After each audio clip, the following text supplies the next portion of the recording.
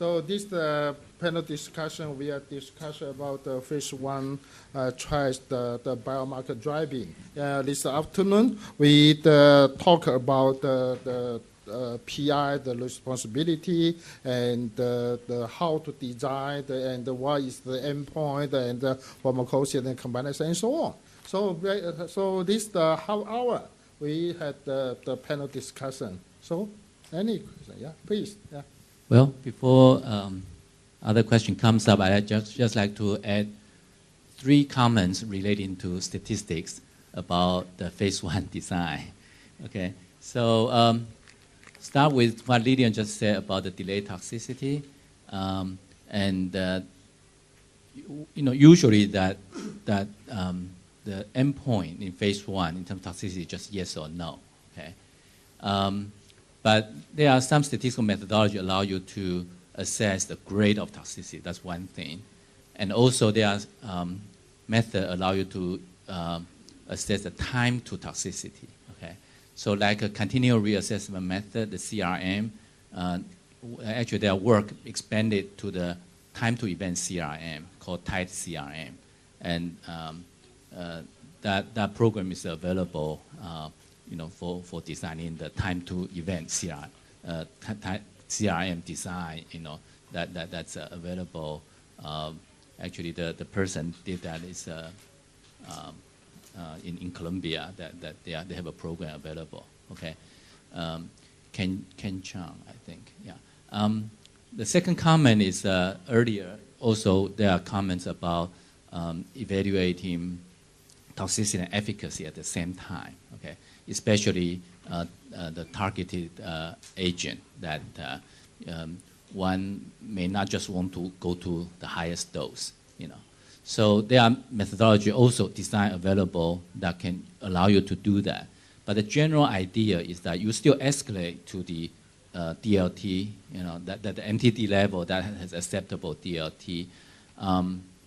Then you define the dose, acceptable dose, as admissible dose. Okay, and then you can randomize patient among the acceptable dose to learn about the efficacy. So that's the idea. So when you have a combination study, you still escalate to the boundary of the DLT, but within the boundary, then you try to learn a little bit more about the efficacy. You don't necessarily need to go to the boundary to have the highest efficacy. That's the idea.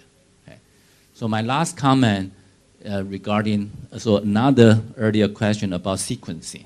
Okay. So some of the how do you design the trial that you have a sequencing? What's the best sequence of giving the drug? Again, as Jin Lee said, that this is beyond the scope of the phase 1 study. That's true. Okay. But they are designed for doing that, and the name of that is called a dynamic treatment regime. Okay, so that is, even though if you have drug A and B, and A give you the best result for the first line, but B is slightly worse, but maybe you should go to the B and then followed by A. That's better than A and then followed by B. Okay, so their statistical design allow you to address that kind of question, and the way to do it is called dynamic treatment regime. And one of the person pioneer in this field, her name is Susan Murphy, probably unrelated to Marty, from University of Michigan, and she just won the MacArthur Award this year. It's a so-called Genius Award. So that's also a very interesting topic. How to use sequencing the treatment, find out the best way to give the drug. To give treatments. What's the best sequence? Sure. Good comments. Yeah. Sure, please. Thank you for all of you the excellent presentation for this topic, especially focusing on the biomarker-driven clinical trial in early stage. I have 2 questions. One is for Lillian, and another one is for Professor Lee. Let me ask first question about the strategy for the first immune study. How to speed up this first immune study as early as we can, as short as we can, because there's still always challenge for the industry to speed up the phase 1 study. Yeah. Even in China, I don't think we can get the patients so easily from the street. Yeah. Is there any strategy to combine this kind of the routine stage for the accelerated stage as quickly as we can, and also we get the data within the first-in study for which patients can be the potential target patients by using the target selected strategy. Yeah, as I know, some of the companies, industry may design a study in the first stage of the first-in study by using the routine accelerate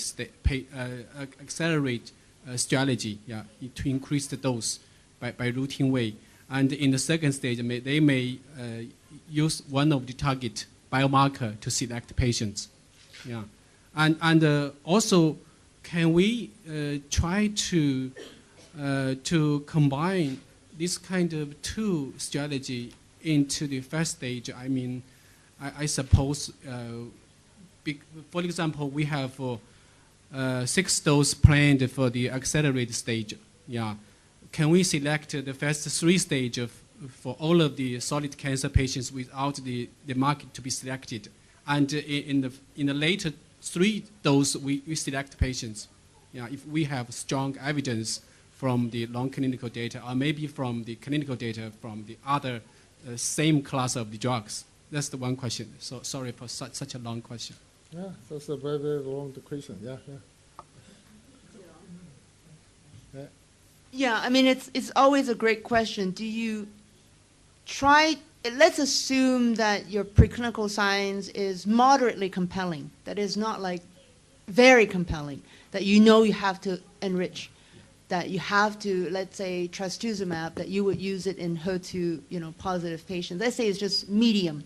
You're not sure. Then I think what you have suggested is actually very reasonable, because you actually use unselected patients to get to, a recommended phase 2 dose, or at least near your recommended phase 2 dose quickly, and then ultimately expand in either cohorts, expansion cohorts, or other ways to look at your particular interest of enriched patients, be it molecular target or tumor types. And that's a very commonly used strategy.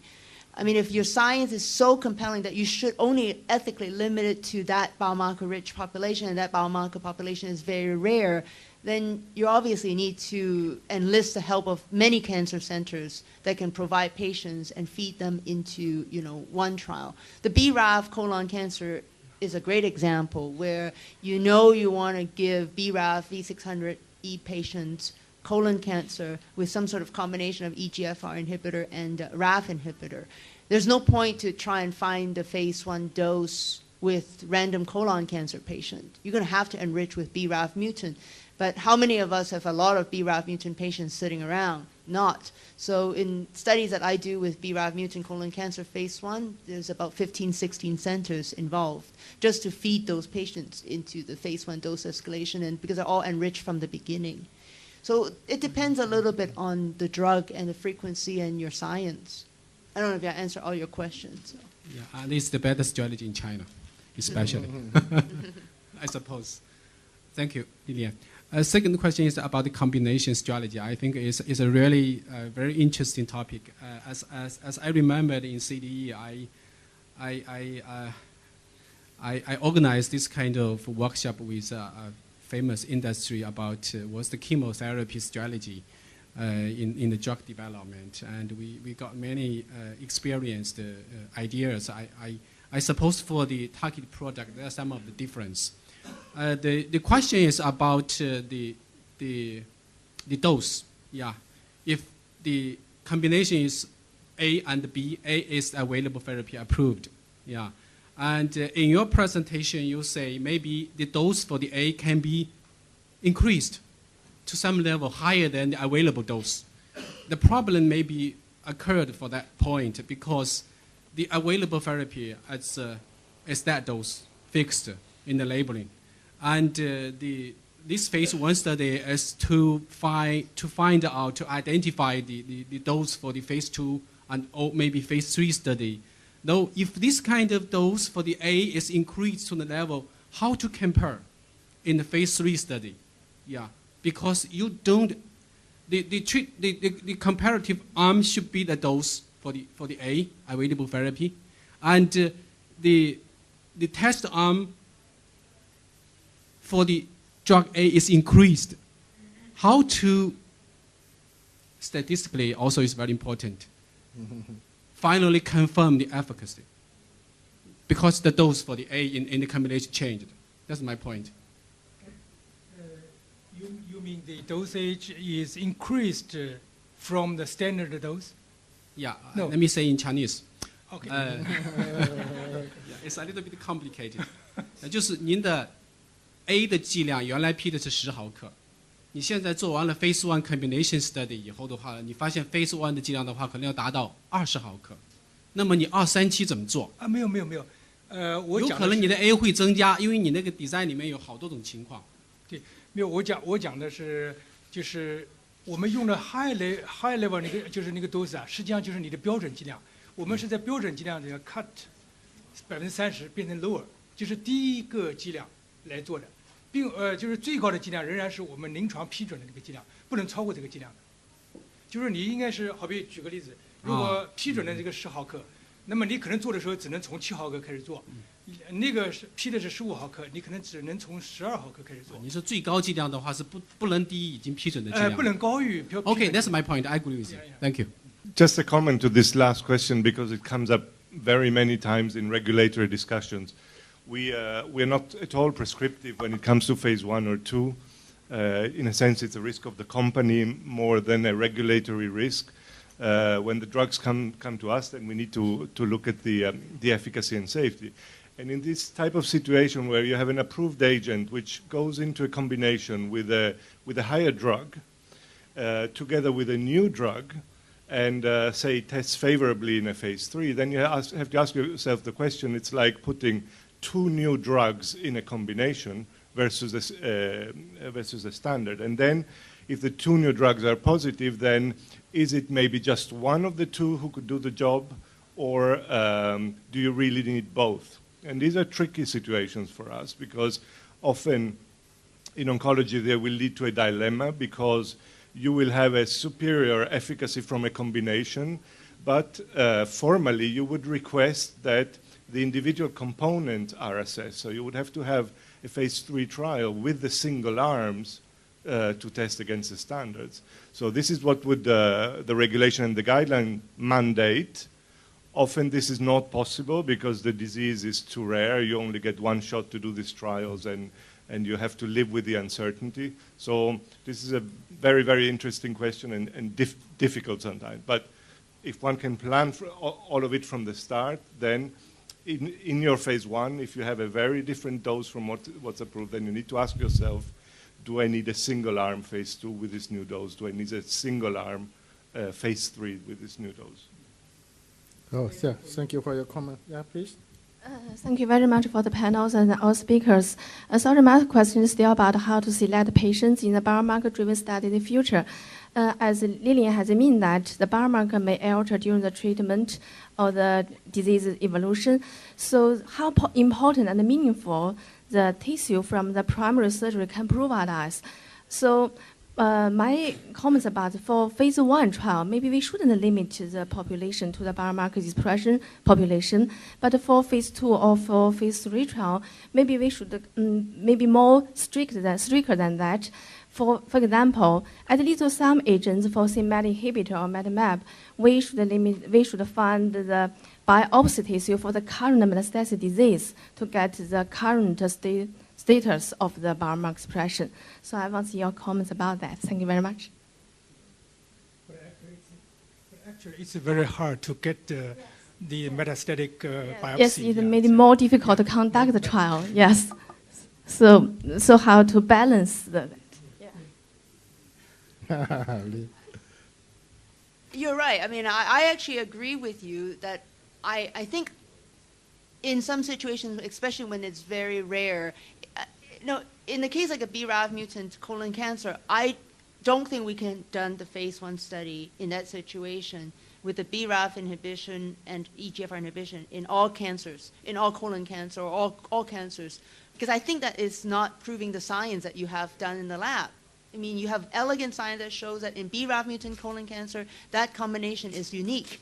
And then all of a sudden you try to find a phase 1 dose with other tumor types, it doesn't make sense.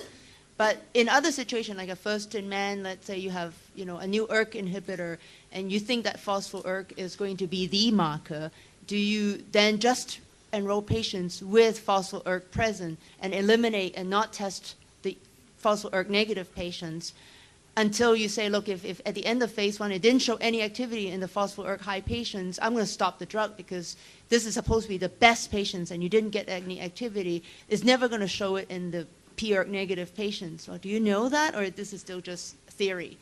So I think it depends a little bit on the drug. In fact, in my talk tomorrow, I'm going to use chinitinib, which is specifically for Martin. It's a made-up drug, sort of guiding through the process, what you're asking about. How do we make decisions? I'm not giving you the right decision. I'm giving you some decisions, but the decisions that you need to think about how to make that next step. And it could be the right or the wrong, because the trouble is we don't know what the right answer is. Because if we know the right answer that is at the end, then it's obviously easy to know what to do at the beginning. But because we don't know what the answer is at the end, we're guessing based on all other hints, preclinical or other drugs with similar class, and it's not as easy to guess, right? So. From my understanding is it depends on what the mutation. For the KRAS or BRAF, that is the early events of the cancer. So, but for the EGFR, maybe some new mutation will happen after you administer the TKI. So it depends what the target. Yeah, please. Sorry, perhaps my question is similar. Just I want to ask that the biomarker just maybe have the protein level and gene level, and how to definitely distinguish this level for the phase 1 trial.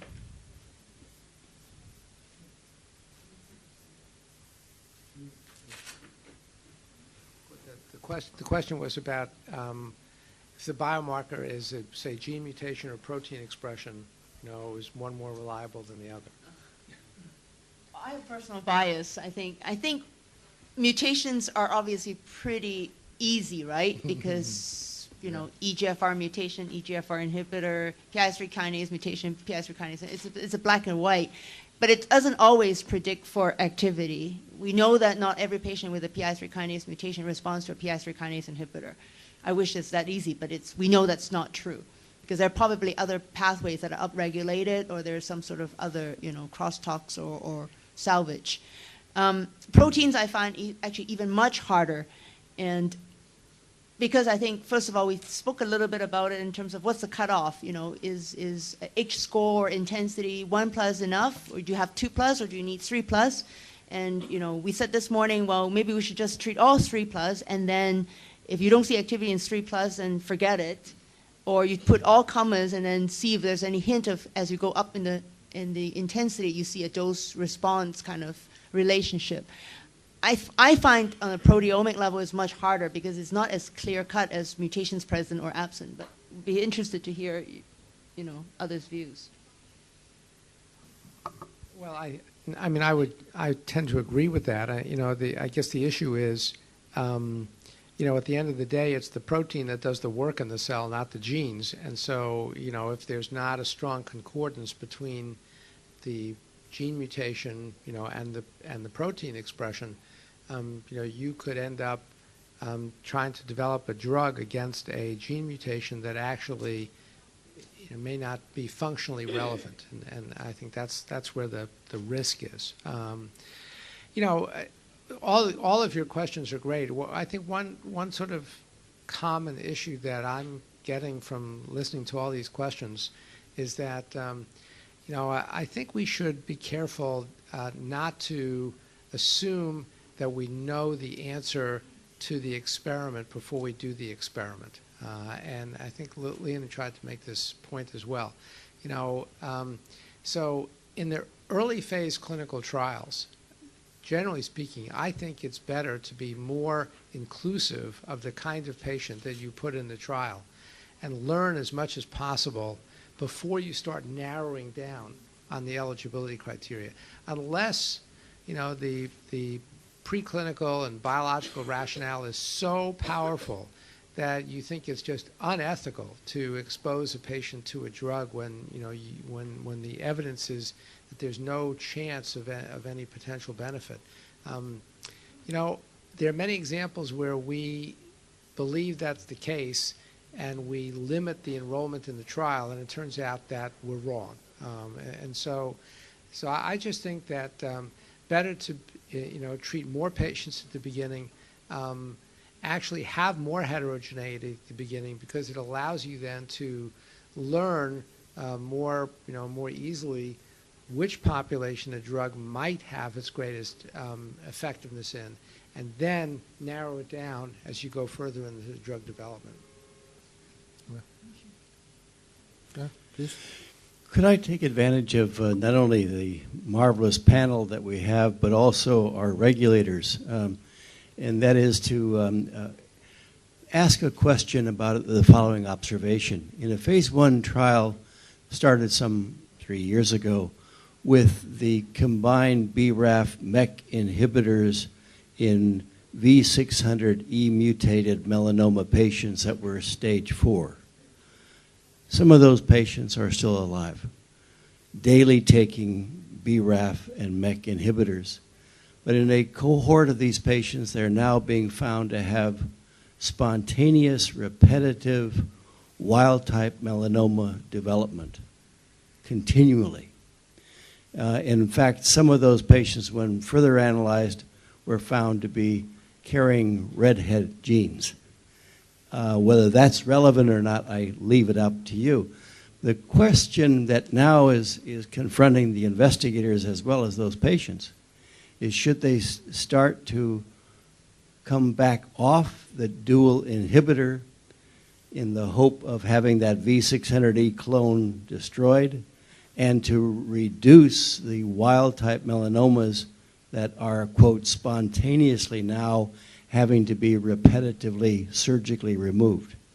That's an interesting delayed toxicity that may actually be coming as a consequence of biomarker-driven drug development.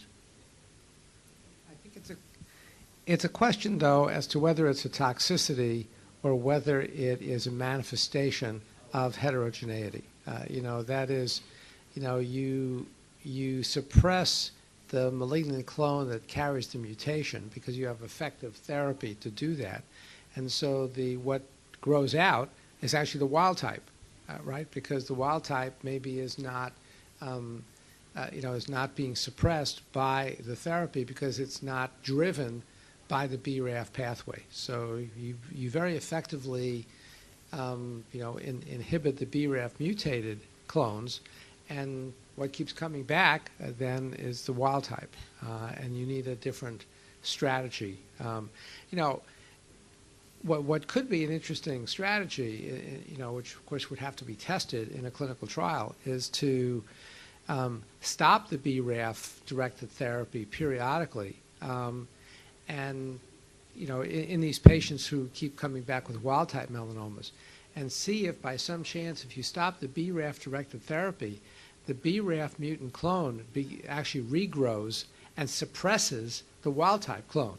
And then you reintroduce the BRAF-directed therapy, and then suppress that clone again. I mean, I couldn't even conceive of what the clinical trial design would be to test that hypothesis, but I think it's a very interesting hypothesis.